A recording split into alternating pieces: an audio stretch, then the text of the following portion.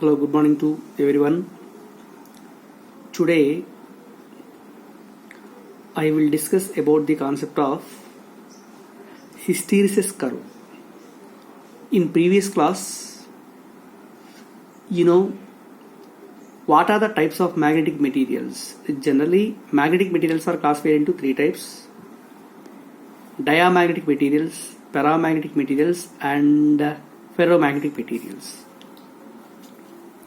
What is the best example for ferromagnetic material? Just like soft iron. For diamagnetic material, best example is wood. So here, suppose it is a soft iron. Initially the soft iron, when it is not magnetized, all the atomic magnets, they will be moving in random directions. That means each and every atom that will behave like a magnet, it is known as the atomic magnet. Its magnetic moment is lying in one direction. Similarly, for the another atomic magnet, its magnetic moment will be oriented along the another direction. That's why all the atomic magnets are oriented in different orientations, so that resultant magnetic moment of the system or the given body is equal to 0. Now, the soft iron material, our aim is to magnetize the soft iron material. If it is magnetized, means if the soft iron material is kept in the external magnetic field, suppose it is North Pole and this is the South Pole. In between North and South Pole, there is a uniform magnetic induction field which is equal to H. Here H is known as the magnetizing field, means it is a field used to magnetize the substance. That's why the external magnetic field which is used to magnetize a substance is known as the magnetizing field. If the soft iron is kept in the magnetizing field, some of the atomic magnets are oriented along the field direction. That means the given material is said to be feebly magnetized along the direction of external field. That means some intensity of magnetization will be induced within the substance. Right? Okay. Suppose if the external magnetic field strength is increases, field strength will be increases. How this field strength will be increases slightly? This is due to mainly by the solenoid. Inside the solenoid, here the soft iron is placed and current is passed through the solenoid increases continuously, so that H also increases. So that's why if H is increases, some more amount of magnetic dipoles are oriented in the same direction of the field. That's why if the H increases slightly, at a particular value of H, all the atomic magnets are oriented along the field direction. That means the material is said to be completely magnetized. Means the intensity of magnetization I will be reaches to a maximum value at a particular H. So this is known as the saturation position. After reaching the saturation position, even if the applied field is increases, there is no increase in intensity of magnetization, because all the atomic magnets are aligned along the field direction. There is no single molecule lying in the different directions. Okay. At a particular H, I will be increases and also reaches to a maximum value called saturation position. From this instant, let the field is made to 0, and once again the field will be decreases to 0, from maximum value to 0. If the field is decreases, some more amount of magnetic dipoles are oriented in random direction, so that the intensity of magnetization will be decreases. So if the H value decreases and made to 0, if the external field is made to 0, at that moment also some of the magnetic dipoles are oriented in the same direction. That's why there is some resultant magnetic moment. That means the total substance cannot be demagnetized completely. It has some magnetic moment or it has some magnetic property when H is made to 0. That means some magnetic property lies within the material even if the external field is made to zero. This property is known as the retentivity. Retentivity means residual magnetism. Residual magnetism means if the applied field is made to zero completely, at that moment also some magnetic property lies within the material which is called as the residual magnetism, means remaining magnetism, and this property of the material is also called as retentivity. So if H is 0, again I is not equivalent to 0. This is called as the retentivity. Now after H is 0, suppose if the field is reversed in opposite direction, that means this is the north pole and this is the south pole, and the field will be reversed. External magnetic field will be reversed. So if the external magnetic field is reversed, these three dipoatomic dipoles, they will also try to rotate in the direction of the field. But a few, and out of these three, a few number of atomic dipoles, they will be oriented in different directions. That's why here there are only two dipoles which are in the original direction. That means the intensity of magnetization will be decreases to a little amount if H is reversed. Now if H is reversed and also increases its strength increases continuously, just at a particular value all the atomic magnets will be oriented in zigzag direction. That means its intensity becomes 0. Intensity of magnetization becomes 0. That means at a particular reverse magnetic induction field or a negative magnetic induction field, intensity of magnetization will be becomes 0. This situation is called as the coercivity, which is called coercivity. So all this explanation will be represented diagrammatically by a curve which is known as the hysteresis curve. So this is the hysteresis curve. Let the H value is taken on x-axis and I value is taken on y-axis. Suppose if H is 0, I is also equal to 0. If H is increases continuously, I value also increases like this, increases and reaches to a maximum value at a particular point A. So at a particular magnetic field, intensity of magnetization becomes 0. This is called as the saturation point. If the magnetic field is decreases slightly, intensity of magnetization also decreases. But at the point B, H is equal to 0 completely. H is equal to 0. Even if H is equal to 0, the I is not equal to 0. This is called as retentivity. That's why OB is known as the retentivity or residual magnetism. If H is made to reverse in direction, reverse means H value becomes negative. If H is negative and also increases, the I value also decreases at a particular value C. So at the point C, I becomes 0. This I becomes 0 means the total substance is completely demagnetized. The point C is called as the coercivity.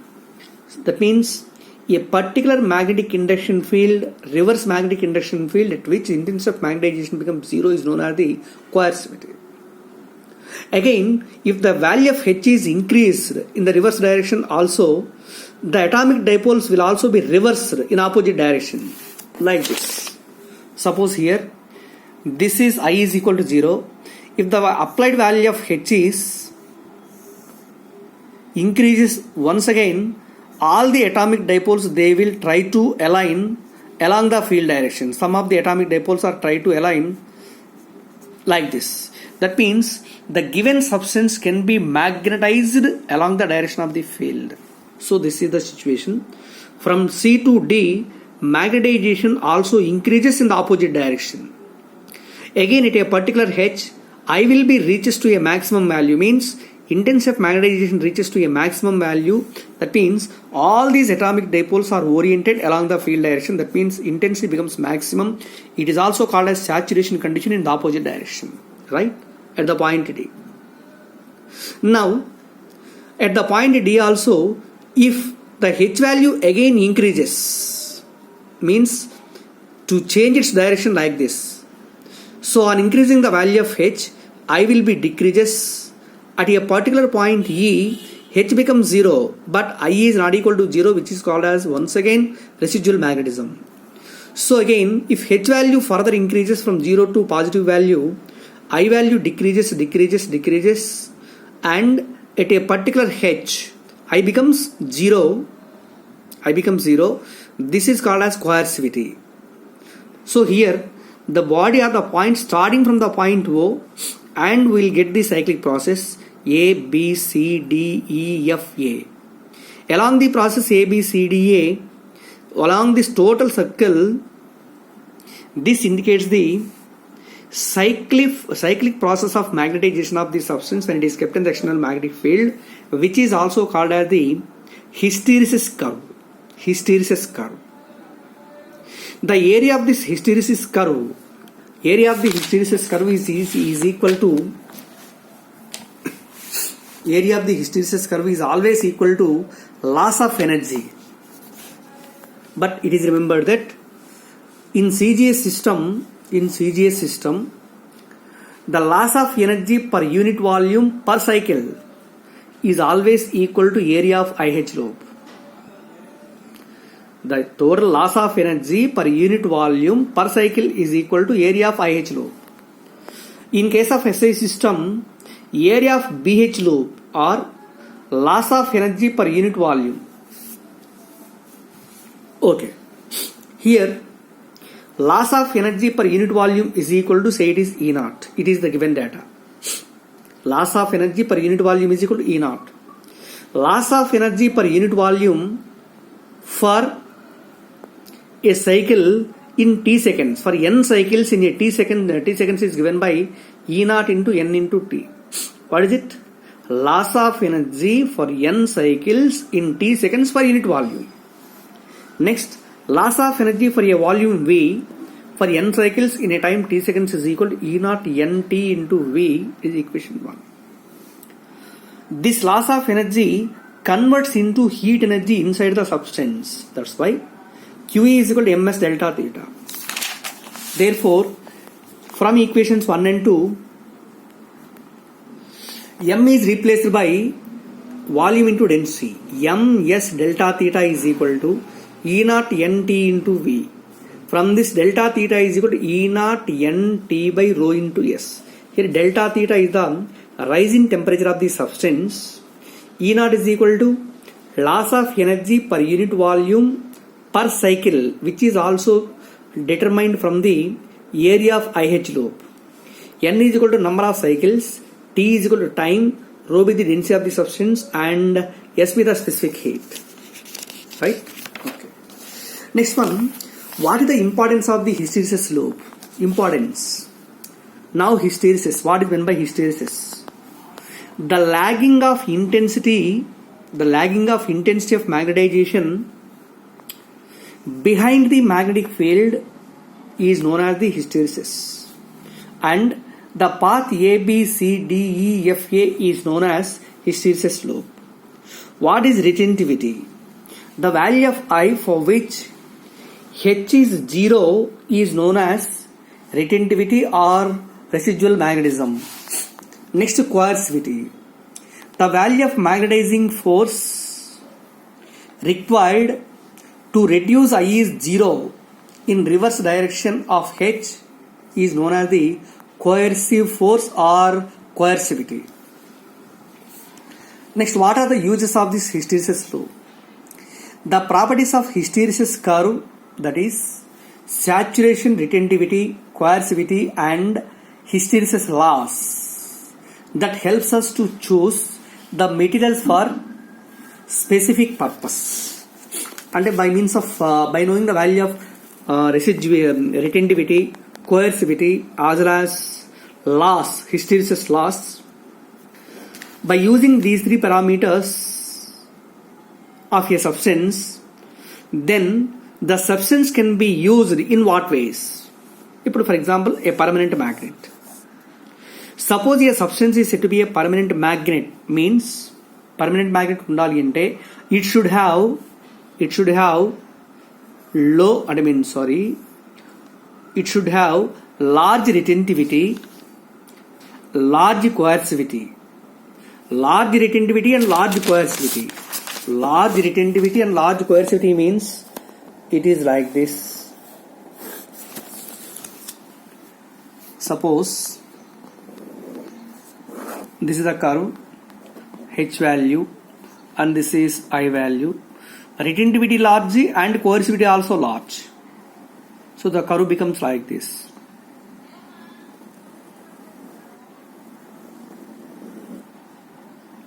It is a curve.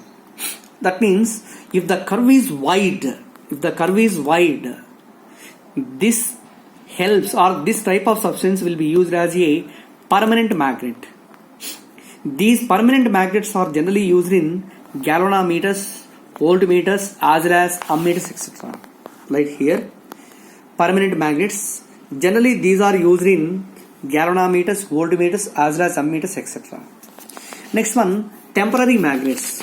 In case of temporary magnet means if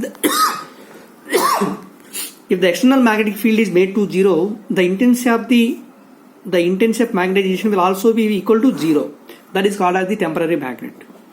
So in this case of temporary magnets, retentivity as well as coercivity both are very small, like this. So here the nature of the curve becomes very narrow. Suppose if hysteresis curve becomes very narrow, means retentivity low as well as coercivity low. These type of materials are used in temporary magnets. Are you understand? Thank you. But in problematic part, you have one formula. Remember one formula. By using this hysteresis curve, find the value of change in temperature or increase in temperature. Delta theta is equal to E naught into N into T by rho into S. This is the major formula. So my dear students, this magnetism topic is over, but there are some reasons, or there are some points regarding to magnetism. Means, suppose a magnetic dipole is kept in the its magnetic dipole is kept in the uniform magnetic field, suspended freely in the uniform magnetic field. This experiences a couple. Next one, the same bar magnet that is kept in the non-uniform magnetic field, the bar magnet experiences a torque as well as translatory motion. So in this case, the dipole experiences translatory motion as well as rotatory motion. But in case of a bar magnet or a needle will be suspended freely in the uniform magnetic field, it experiences only torque. That means it has only rotatory motion. Translatory motion is equal to 0.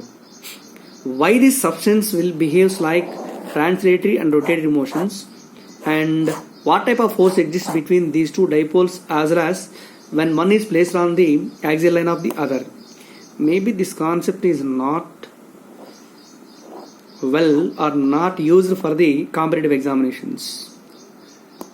In next class I will try to explain some basic formulas regarding to this. So that is the last hour for magnetism. Magnetism chapter is over. Thank you.